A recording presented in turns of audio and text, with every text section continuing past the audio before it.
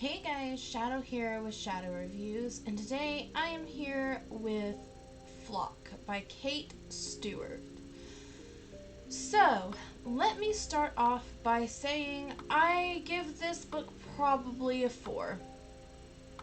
Just because there were certain aspects in this book that I just really wasn't digging. The book is definitely a reverse harem with multiple love interests, which is fine. I have nothing against them. But some of the character traits of the guys I just didn't like. Certain things about the way that the story was told I did not like. But don't think that it's all about that I didn't like it, because there were certain points that I really did like. But for starters, one of the things I did not like was I did not like how controlling Sean was. Granted, yes, later on, you find out why he does the things that he does and the rules he sets, but still, in the moment when it first happens, it's like, okay, you want me to do this, but you won't tell me why. Like, if he'd have just told her why, a lot of things could have been avoided. A lot of the controlling wouldn't have been so controlling. And, yeah, he just... At the beginning of the book, he's just really controlling, and you don't find out why he's being controlling until almost the end of the book. Which just kind of, it did it for me. That was one of my biggest pet peeves. That, and honestly, the book just did not have a lot of plot. It's one of those books that's like, little to no plot, and you just solely read it off of vibe. Like, for this book, for instance, you would solely read this book for the spice, and the spice alone.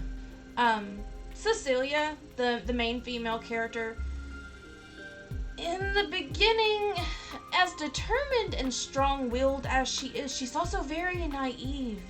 And granted, that's understandable because she's only just now turning 19, but she's still very much immature for the crowd that she's trying to run with in this book. And it kind of gets her in a tight spot. Now Dom, the other main male character, I absolutely adored. He is definitely the grumpy to her sunshine. He is definitely the more aggressive male character. But the thing is yes, Sean was sweet to her and treated her good, and Dom was kind of an ass to her, but Dom never lied about it. Like, he didn't sit there and say, oh, you know, I'm this sweet guy. He didn't portray himself as this sweet guy and then go around and do douche stuff. Like, breaking her iWatch. No, he was always up front, straightforward. Hey, I'm an ass. You should probably stay away from us. But she chose not to listen. So that's one of the main reasons why I really like Dom over Sean, is because he was always open and honest. Dom does have some sweet moments, but they're not frequent. It's not like almost narcissism attitude where he pretends to be this sweet guy and then all of a sudden the script flips and he's this raging asshole. No, he's always been a raging asshole. That doesn't change throughout the book at all. The spice level is about a 4.5 for me. Because there's some spicy scenes in there. Yeah. But as far as the plot of this book, like, I get it. The whole plot of the book is supposed to be, oh, she's a 19-year-old girl, estranged from her father. Her father says that in order for her to get her part of the company that he owns, she has to work a year in the factory. Cool, whatever. Along the way, she meets this guy, and she goes and starts hanging out with him and his friends, and she falls in love. Okay, but it's it kind of tries to make it be almost a romance mystery book, but it seems like the two struggle to coincide together.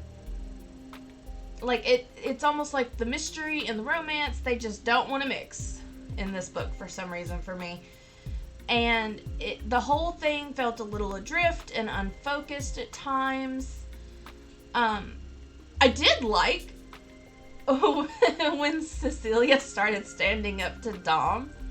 Like, there's one scene where he walks in and she's cooking a dinner for her and Sean for a date night, and Dom looks at her and goes, "I like my steak rare."